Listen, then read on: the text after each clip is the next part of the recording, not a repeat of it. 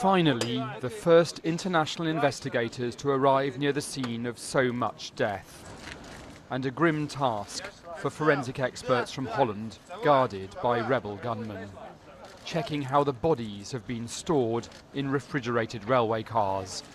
The idea is to move all the bodies to Holland for identification, but for now, just moving them out of a war zone would be good.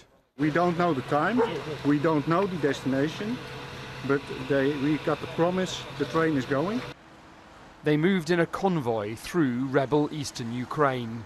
We drove with them to the main crash site, where the biggest wreckage and the largest number of passengers were found. And so, 4 days after the aircraft fell out of the sky, finally some international experts are here on the ground, but it is a very limited number, just a handful of experts from Holland. This was the moment when a Dutch forensic expert stepped onto the Ukrainian farmland where 193 of his countrymen died in someone else's war. And the war doesn't stop.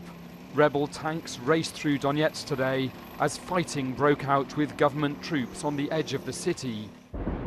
And Ukraine and Russia again blamed each other for the downing of MH17.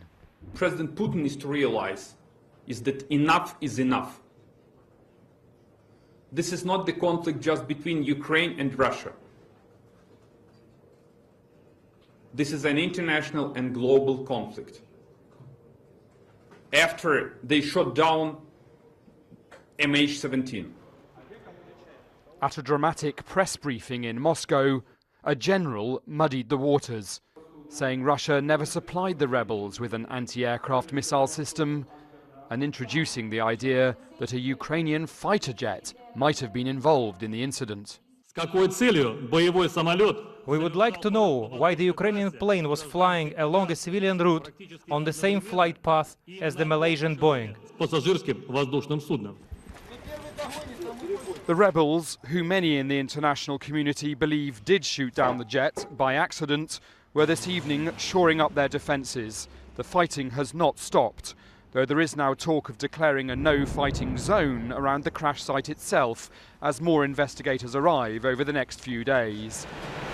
And tonight, the first refrigerated train, with its tragic cargo of more than 200 dead passengers and crew, rolled off across the war zone towards the relative safety of Kharkiv. Daniel Sanford, BBC News, Torres.